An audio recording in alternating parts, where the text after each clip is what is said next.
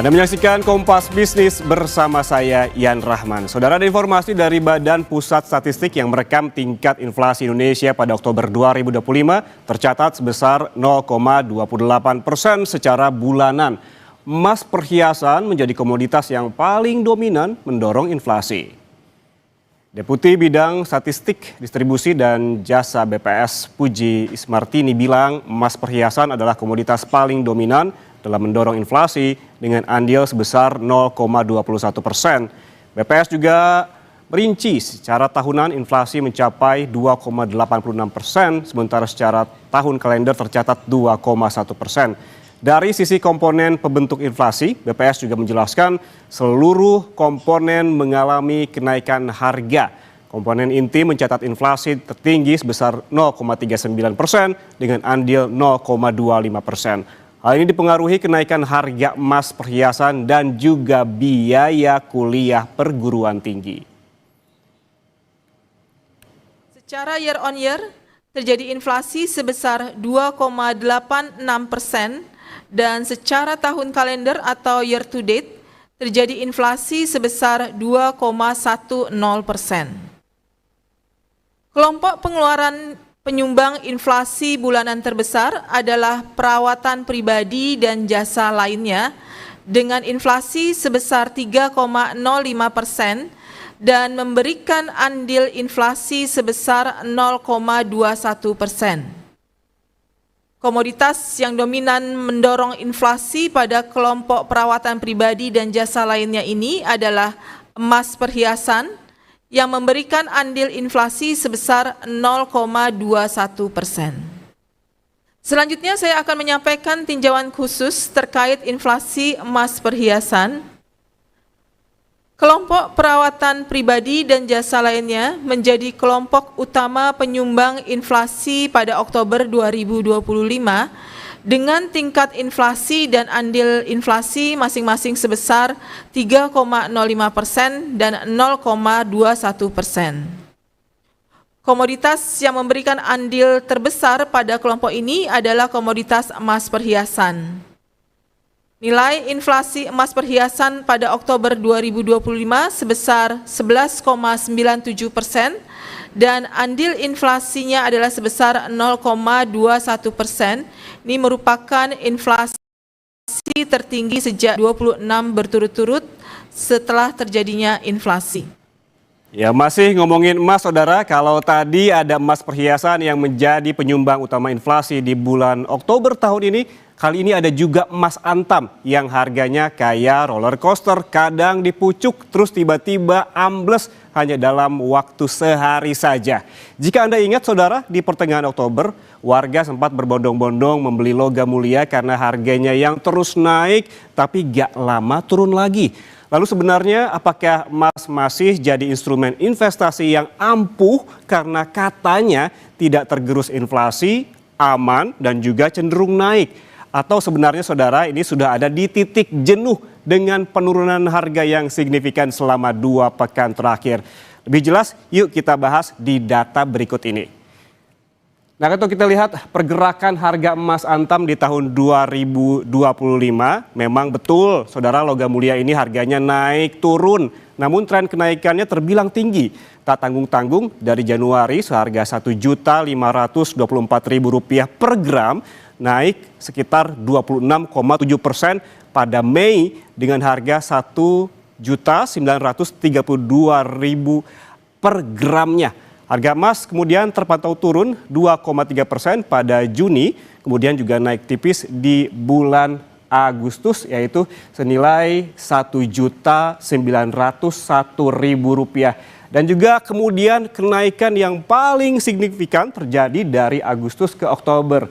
Di bulan Oktober ini terpantau harga emas sebesar Rp2.237.000 per gramnya. Kemudian naik lagi di bulan November ini Rp2.290.000 per gramnya. Namun, saudara, masa bulan madu emas tampaknya mulai berakhir karena setelah all time high berturut-turut justru kini harganya terus anjlok. Kita lihat data berikutnya untuk Anda. Nah, ini dia. Baru sehari setelah mencetak rekor harga tertinggi sepanjang masa pada 22 Oktober, emas justru turun sebesar 7%. Rally yang sebelumnya terjadi justru membuat investor emas gigit jari karena tren penurunan masih belum usai hingga 30 Oktober. Emas, saudara, ini sempat naik tipis pada 31 Oktober dengan harga Rp2.305.000 per gram. Namun hingga kemarin ini terpantau emas antam kembali tumbang di harga Rp2.278.000 per gram.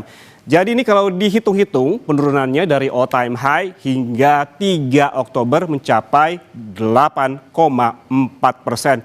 Ini bisa jadi kabar buruk bagi para investor yang baru 2 pekan terakhir all in di instrumen investasi konvensional ini. Namun lain cerita bagi mereka yang sudah membeli emas sejak 5 tahun lalu. Saya coba hitung deh untuk Anda di wall data berikutnya ya. Nah, ini dia, ada harga emas antam 5 tahun terakhir. Siapa yang sudah membeli emas antam sepanjang 5 tahun terakhir, ini saatnya Anda tersenyum lebar. Di saat investor baru sedang cemberut, justru investor yang sudah bertahun-tahun lalu menyimpan emas senyumnya tengah mengembang. Saya mulai dari 5 tahun lalu alias tahun 2021, kala itu harga emas ada di angka 938.000 saja per gramnya. Kala itu banyak yang memprediksi, saudara, emas akan sulit menembus angka psikologis Rp1.000.000. Namun prediksi itu meleset, emas justru naik melampaui perkiraan orang-orang begitu, termasuk juga para analis. Di mana pada tahun 2022 emas justru melampaui harga 1 juta, yaitu Rp1.026.000 setiap gramnya. Kemudian naik lagi di tahun 2023, yaitu Rp1.141.000 per gramnya. Dan terus meroket di tahun 2024 menjadi Rp1.515.000 setiap gramnya. Dan di tahun inilah yang menjadi peningkatan paling tinggi di harga emas. Di tahun 2025 emas mencapai Rp2.487.000 setiap gramnya. Dan kalau dihitung-hitung, saudara, jika Anda berinvestasi emas dari 5 tahun lalu, maka keuntungan yang didapatkan dari pembelian emas per gramnya itu sebesar 165%. Bukanlah angka yang sedikit begitu. Dan saudara, volatilitas harga emas antam tentunya tak lepas dari harga emas dunia yang naik turunnya setali 3 uang. Kita lihat di data selanjutnya, harga emas dunia. Nah, ini dia harga emas dunia 5 tahun terakhir ini mengalami kenaikan signifikan dipengaruhi beragam sentimen global. Mulai dari melemahnya nilai tukar dolar Amerika Serikat, adanya penawaran dan juga permintaan emas, hingga kebijakan moneter Amerika Serikat. Emas yang pada tahun 2021 seharga $1.808 Amerika Serikat per troy ounce naik menjadi $1.824 Amerika Serikat per troy ounce pada 2022. Naik lagi di tahun 2023 senilai $2.063 per troy ounce dan melesat lagi di tahun 2024 sebesar ataupun seharga $2.640 per troy ounce. Dan betul, yang menjadi puncak kenaikan harga emas terjadi di tahun ini, di tahun 2025 menjadi harganya per troy ounce yaitu $4.015 Amerika Serikat.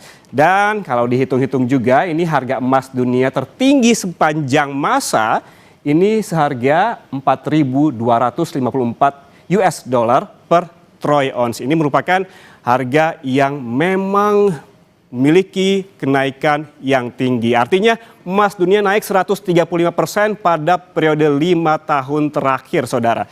Lalu kemudian seberapa besar pengaruh dari turunnya harga emas dunia terhadap performa emiten emas di Bursa Efek Indonesia? Kita lihat di data berikut ini untuk Anda. Nah, ini dia, Anda yang memang berinvestasi bukan hanya memiliki emasnya tetapi juga memiliki sahamnya. Ini dia saham-saham yang memang dipengaruhi dengan naik turunnya emas adalah saham-saham biasanya pertambangan dan juga saham yang menjual logam mulia ini. Dari sejumlah emiten emas yang melantai di bursa saham, saya ambil 5 saham emas dengan performa uptrend. Yang pertama ada Arci Indonesia dengan kode saham Arci. Ini naiknya sangat tinggi, yaitu 395,90% dari awal tahun 2025 hingga paling tidak penutupan bursa kemarin. Dan kemudian selanjutnya ada juga yang mencetak kenaikan tertinggi secara tahunan yang besar adalah ada di HRTA, yaitu 287,20%. Ini bukanlah angka yang sedikit begitu bagi Anda yang berinvestasi di pasar modal Indonesia. Kemudian di posisi berikutnya ada juga perusahaan yang fokus pada eksplorasi dan produksi emas, yaitu Bumi Resources Mineral atau BRMS, yang mencatatkan kenaikan tahunan sebesar 142,54%. Disusul ini ada perusahaan pertambangan emas J Resources Asia Pasifik dengan kode saham PSBA juga naik secara tahunan sebesar 135,66%. Dan terakhir yang ditunggu-tunggu adalah Antam, yaitu emas kegemaran yang dimiliki oleh banyak warga Indonesia. Ini sahamnya dengan kode ANTM memiliki kenaikan yaitu 101,29%.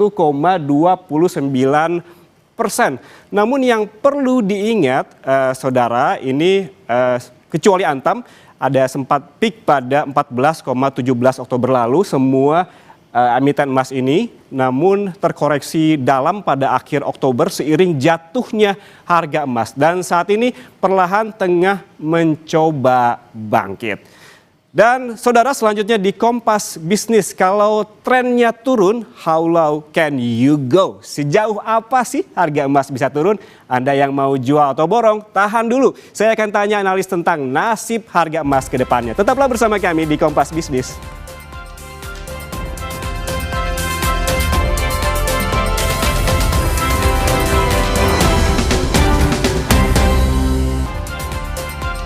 Saudara, lalu apa saja kemudian yang menjadi biang keladi di balik volatilitas harga emas yang tinggi dan seberapa besar ruang tumbuh logam mulia ke depannya? Kita langsung bahas bersama pengamat mata uang dan juga komoditas Ibrahim Aswaibi. Pak Ibrahim, selamat pagi.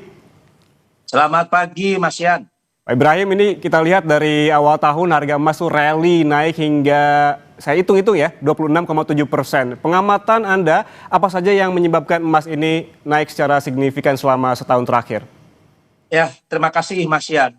Saya melihat bahwa kenaikan harga emas dunia banyak didukung oleh beberapa faktor, terutama adalah faktor geopolitik, ya baik di Timur Tengah maupun di Eropa, terutama adalah invasi Rusia terhadap Ukraina, kemudian invasi Israel terhadap Palestina, terutama di jalur Gaza. Itu yang pertama. Kemudian yang kedua, ya tentang perpolitikan di Amerika. Ya saat itu Trump menginginkan agar Bank Sentral Amerika itu menurunkan suku bunga, tetapi berkali-kali Bank Sentral Amerika tidak menurunkan suku bunga, bahkan hanya mempertahankan suku bunga. Sehingga apa? Sehingga pada klimaknya Trump itu adalah memecat Tina Chok ya sebagai gubernur Bank Sentral Amerika, walaupun akhirnya Tina Chok melakukan banding di pengadilan federal dan dimenangkan. Nah, kemudian Trump sendiri tidak puas ya dengan bandingnya. Kemudian pengadilan federal itu adalah menerima bahwa pemecatan Trump adalah ilegal. Kemudian Trump pun juga melakukan banding terhadap Jaksa Agung di Amerika yang sampai saat ini belum mendapatkan satu hasil. Kemudian di sisi lain pun juga tentang spekulasi penurunan suku bunga. Spekulasi penurunan suku bunga bukan dilihat dari inflasi, tetapi dilihat dari tenaga kerja dan pengangguran yang cukup luar biasa. Tetapi saya lihat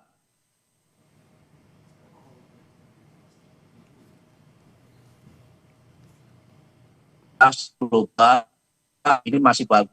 Ini hanya tentang ketidaksinkronan dan Partai Demokrat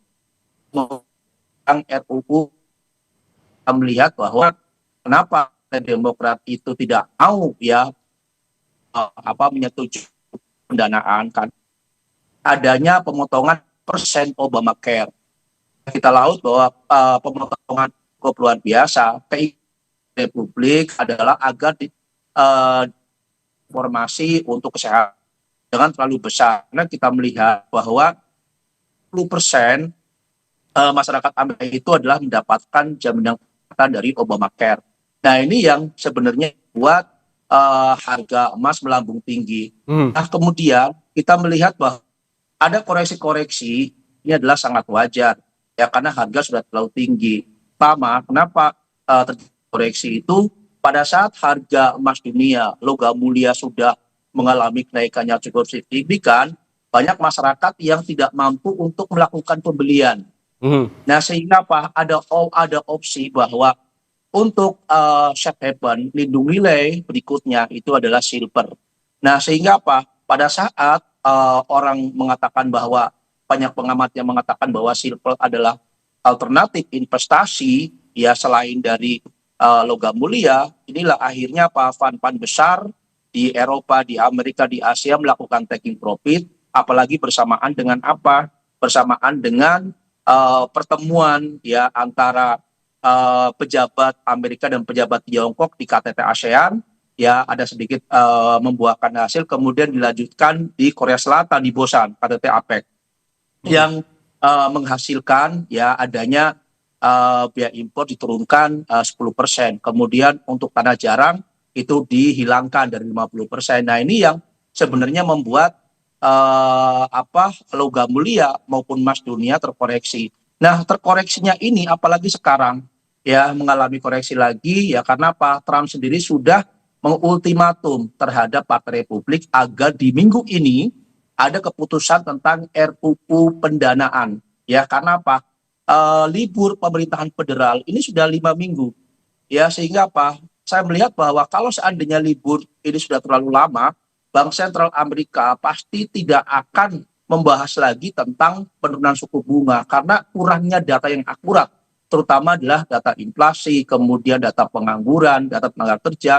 Ini yang paling penting walaupun saat ini secara kasat mata bahwa dengan liburnya pemerintahan federal ya ini membuat hutang ya pemerintahan itu semakin banyak, hampir 300 triliun US dollar. Ini terus ya karena apa? Gaji untuk militer itu harus dibayar. Kemudian subsidi untuk pertanian di Amerika pun juga harus dibayar sehingga harus meminjam ya utang dengan dana taktis. Nah, ini Mas Yan sebenarnya yang membuat harga emas dunia logam mulia terkoreksi. Tetapi kalau seandainya di minggu ini ada keputusan tentang RUU pendanaan, kemungkinan besar harga emas dunia maupun logam mulia akan kembali melejit naik. Pak Ibrahim, itu Mas. Anda sempat menyebutkan bahwa koreksi yang terjadi beberapa waktu terakhir ini wajar begitu. Namun kalau kita melihat begitu ya, harga emas sempat menyentuh all time high pada Oktober lalu, namun anjlok 7% hanya dalam waktu sehari begitu. Apakah secara historis fenomena semacam ini juga adalah hal yang wajar ataukah ini menjadi warning bagi para investor yang hendak menaruh uangnya di emas begitu? Mas Yan, jadi sangat wajar ya pada saat harga emas dunia kemudian logam mulia menaik cukup tajam, ini pasti koreksinya pun juga cukup tajam karena di sini ada namanya spekulasi. Ya, spekulasi ini bermain ya pada saat saya mau melakukan pembelian terhadap emas dunia misal di harga segini, kemudian langsung taking profitnya ada di harga tertinggi. Mereka sudah tahu. Nah, sehingga apa? Sehingga pada saat harga tertinggi kemudian sudah menyentuh harga tinggi, mereka akan melakukan taking profit. Nah, ini sangat yang wajar. Bisanya apa? Antara harga emas dunia dengan logam mulia itu dibatasin untuk pelemahannya, penurunannya. Misal, kalau di emas dunia itu tidak ada batasan karena ini adalah pasar global. Tetapi di logam mulia sendiri penurunannya dibatasin. Bisa saja 9.000, 10.000, 15.000, maksimal itulah 35.000. 35.000 itu kalau seandainya turunnya cukup tajam. Artinya apa? Kenapa Antam ya Pegadaian membuat satu ukuran-ukuran ya karena apa? Permintaan sampai saat ini cukup tinggi. Walaupun harga turun pun ya masyarakat masih antusias. Karena apa? Karena Trump sendiri memerintah Amerika sampai tahun 2028. Artinya apa? masih ada kesempatan sampai tahun 2028 untuk mendapatkan keuntungan. Tadi di awal Mas Yan mengatakan bahwa dari 5 tahun ke belakang sampai sekarang, masyarakat yang memiliki logam mulia atau emas perhiasan sudah untung luar biasa. Ya artinya apa? Kalau kita melihat bahwa investasi di logam mulia jangan jangka pendek. Jangan hari ini kemudian turun, kemudian mereka beli, besoknya jual. Harus jangka menengah, jangka panjang. Karena apa? Masyarakat saat ini pada saat daya beli masyarakat menurun, baik secara global maupun domestik, ini sebenarnya kesempatan terbaik. Misalnya data BPS merilis data inflasi itu adalah data terbesar, itu masuk adalah ke logam mulia maupun emas perhiasan. Itu Mas Yan. Oke, kesempatan terbaik, tapi secara sederhananya begini Pak Ibrahim, apakah saat ini merupakan waktu yang tepat untuk beli atau jual karena kita lihat grafiknya yang terus turun, atau justru harus sabar dulu, tahan dulu deh, jangan beli dulu, karena banyak sekali kan investor yang ketika salah langkah begitu, ketika grafik naik justru beli, ketika grafik turun justru jual gitu, yang ingin dapat profit justru sebaliknya jadi rugi.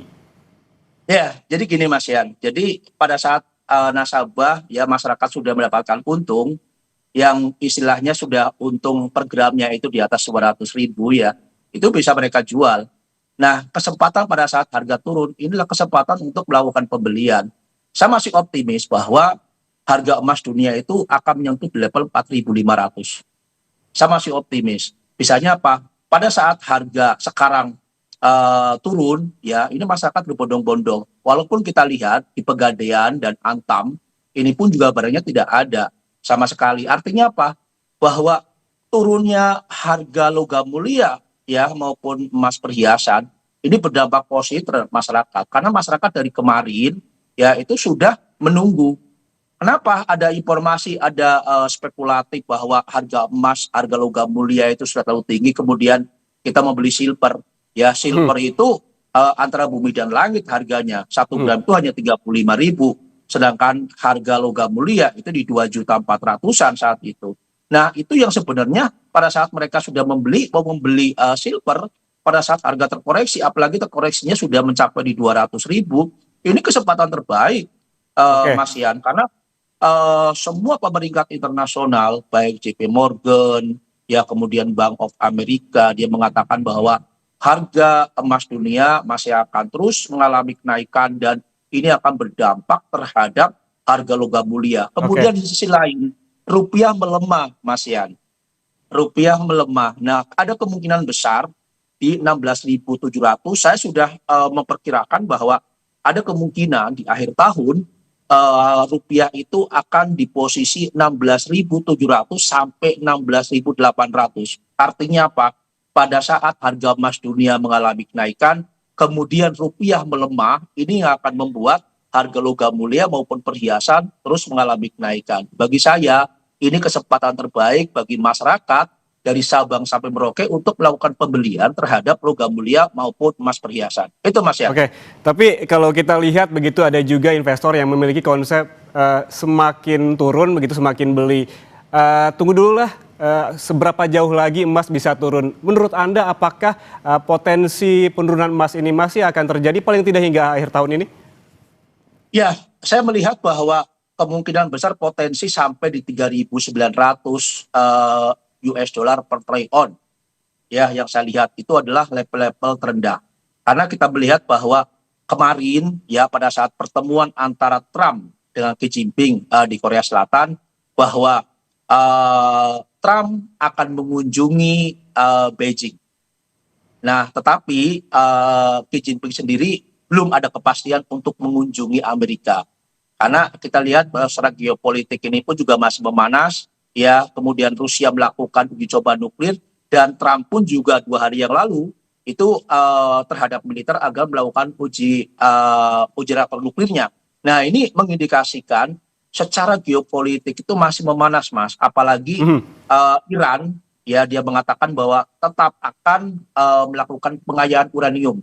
Kenapa Iran itu akan melakukan pengayaan uranium? Karena marahnya Iran ya terhadap Israel pada saat gencatan senjata di jalur Gaza, Israel masih terus melakukan penyerangan. Nah, ini kalau seandainya letupan ini kemudian Iran mendapatkan sanksi ekonomi, ya dari PBB ini pun juga akan memanaskan situasi di Timur Tengah. Kemudian Trump pun juga kemarin dengan waktu yang tak terbatas kemungkinan akan melakukan penyerangan terhadap Venezuela di Amerika Latin. Dan Venezuela itu adalah salah satu negara penghasil minyak di Amerika Latin yang terbesar.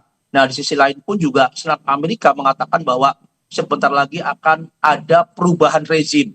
Nah, ini pun juga di Venezuela. Ini yang letupan-letupan geopolitik ini yang cukup menarik, dan kita juga harus diingat juga bisa saja di bulan November ini Jaksa Agung akan mengeluarkan ya tentang pemecatan Tina Cok. Kalau seandainya Jaksa Agung pemecatan Tina Cok oleh Trump ilegal, kemungkinan harga emas akan kembali naik. Pak Ibrahim, Mas ya. Pak Ibrahim terakhir Ya. singkat saja, ini juga jadi pertanyaan banyak orang, apakah masih ada kemungkinan emas turun di harga angka psikologis 2 juta? Kalau menurut saya bisa terjadi, ya karena ini kan spekulatif, bisa terjadi di level 2 juta. Tetapi lagi-lagi saya katakan bahwa penurunan harga emas ini sedang dinantikan oleh masyarakat. Ingat, masyarakat itu akan melakukan investasi jangka menengah, jangka panjang. Mungkin kemarin sudah mendapatkan keuntungan, kemudian sebentar lagi memasuki Lebaran di bulan Maret. Ya, ini kesempatan bagi masyarakat. Kalau seandainya sudah menyentuh di level 2 juta, ya bisa saja di situ akan ramai-ramai untuk melakukan pembelian.